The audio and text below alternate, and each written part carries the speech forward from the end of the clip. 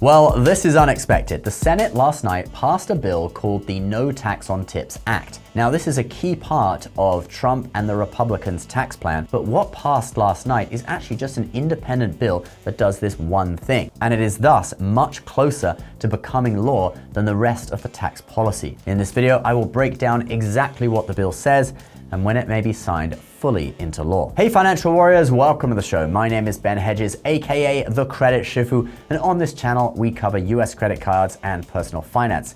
If you like the sound of that, do subscribe. Now, no tax on tips was a bipartisan promise, and it was promised by Trump. I'm calling for no tax on tips. And Kamala Harris. Eliminate taxes on tips for service and hospitality workers. So it seems this is an issue the Democrats can get behind too. Now, the bill that passed last night was introduced by Ted Cruz, who is a Republican from Texas, but it was co-sponsored by a group that includes Nevada's two Democratic senators, Jackie Rosen and Catherine Cortez Masto. Now, obviously, Nevada has a massive group of service industry workers in the hotels, casinos, and entertainment venues who typically receive a lot of the money they earn in tips. So it makes sense that those Democratic senators would sponsor it. But it seems all the other Democratic senators, and obviously the Republicans, are okay with it too, because the bill was brought up for unanimous consent, a process where any senator can block it with just one vote. But none of them did, so it passed. So let's actually look at what was in the bill, and then we will get into what are the next steps for this. So there is a deduction for up to $25,000 per year in what they call qualified tips. What is a qualified tip? Well, here's what the bill says. The term qualified tip means any cash tip received by an individual in the course of such individual's employment in an occupation which traditionally and customarily receives tips on or before December 31st, 2023, as provided by the Secretary. So like with the main Republican tax bill that's going through the House right now, this is only for cash tips, which, while it might not matter for hotel workers like people who bring bags up to your room and a few other professions that I can think of but I won't name, I think this is not going to be so great for restaurant servers, who it's just way more convenient for the customer to pay tips electronically when you sign the bill, right, with your card. I think we're going to start seeing signs saying cash tips are appreciated if this goes through. Anyway, let's keep going.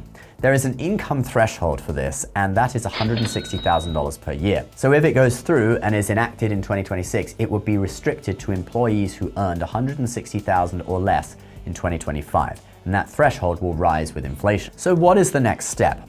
Well, this bill now heads for the House, where it could be put up for a vote as a standalone bill, or it could be passed as part of the larger Republican tax bill called the Big Beautiful Bill, which already includes a no tax on tips provision. However, there are some additional requirements in the House bill.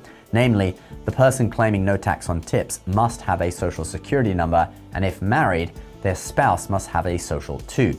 So that could cause some infighting between Democrats and Republicans and hold it up, since it disqualifies the undocumented from claiming it. Although, are the undocumented even filing taxes anyway? Like, surely all their earnings should be under the table, I would have thought. Anyway, Ted Cruz said on the Senate floor on Tuesday, whether it passes freestanding or as part of the bigger bill, one way or another, no tax on tips is going to become law and give real relief to hardworking Americans. And I think I would agree with him. It's the only thing both Republicans and Democrats really agreed on in the recent presidential campaign. So I think this recent bill really gives a strong indication that it will indeed become law this year, maybe even before the main tax bill, if it is voted on independently. But what do you think? Leave your comments below. And also, if you're looking for a brokerage account to invest in stocks, you can get up to 60 free stocks and 8.1% APY on uninvested cash when you open a new account with Moomoo. Just click on the link below to get started.